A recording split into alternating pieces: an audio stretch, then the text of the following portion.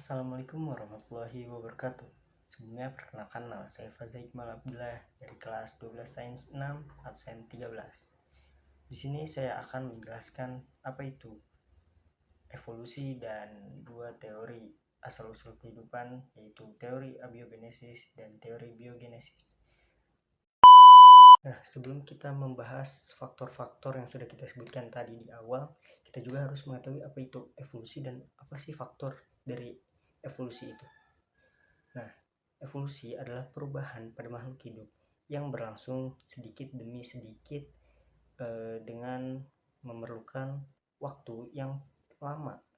Nah, selanjutnya itu ada faktor yang mempengaruhi evolusi itu ada pada makhluk hidup. Yang pertama itu ada mutasi, yang kedua ada migrasi gen, ketiga rekombinasi gen, yang keempat seleksi alam, dan yang kelima itu adalah reproduksi.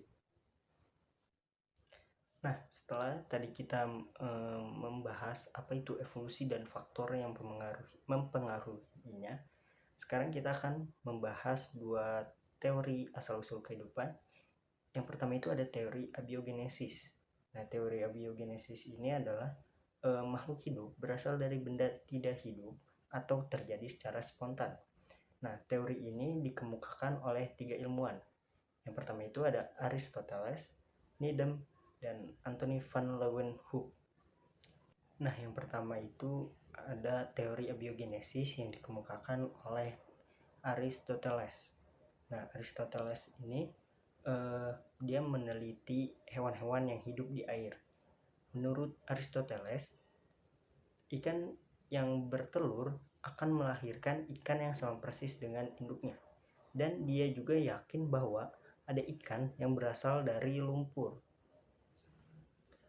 Nah, teori dari Aristoteles juga didukung oleh ilmuwan yang bernama Needham.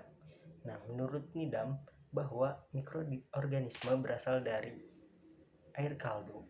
Nah, tumbuhnya bakteri pada rebusan air kaldu yang disimpan beberapa hari, maka mikroorganisme berasal dari air kaldu tersebut. Nah, yang ketiga ada Anthony van Leeuwenhoek. Ilmuwan ini menemukan mikroskop dan dia juga berhasil mengamati adanya makhluk kecil protozoa dari setetes air rendaman jerami menggunakan mikroskop yang ia temukan. Nah, selanjutnya itu ada teori biogenesis. Teori ini adalah makhluk hidup yang berasal dari makhluk hidup sebelumnya.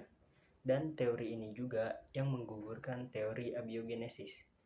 Nah, teori biogenesis ini dikemukakan oleh 3 ilmuwan. Yang pertama itu adalah Francesco Redi, Lazzaro Spallanzani, dan Louis Pasteur.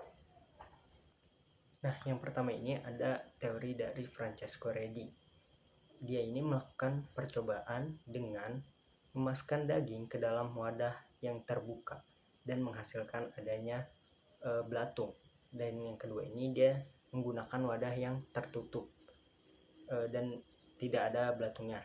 Dan yang ketiga ini dia menggunakan penutupnya itu pakai kain kasa, dan menggunakan kain kasa ternyata terdapat belatung juga. Nah, karena si telur lalat ini masuk melewati pori-pori kain kasa tersebut.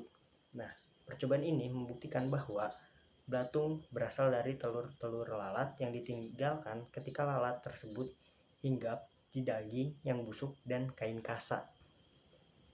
Nah, selanjutnya itu ada teori dari Lazzaro Spallanzani. Dia ini melakukan percobaan dengan merebus air kaldu di dalam tabung. Dia merebus hingga mikroorganisme di dalam air kaldu tersebut sampai mati.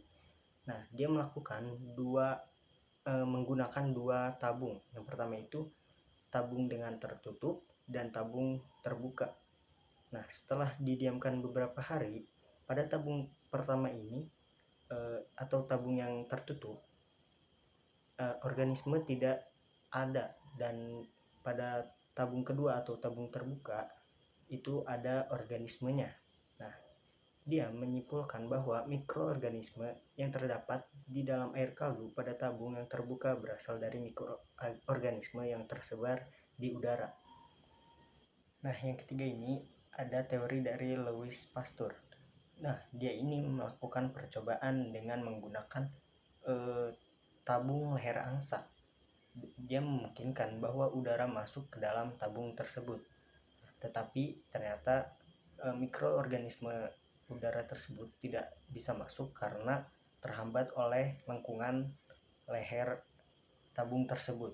Nah, dia juga melakukan percobaan dengan merebus air kaldu hingga mendidih dan mendiamkan air kaldu tersebut beberapa hari, dan hasilnya tidak ada mikroorganisme karena mikroorganisme tersebut terperangkap oleh lengkungan leher tabung tersebut. Nah, yang kedua, dia melakukan dengan tabung yang dimiringkan dan hasilnya itu terdapat mikroorganisme pada air kaldu tersebut, atau air kaldunya menjadi keruh warnanya.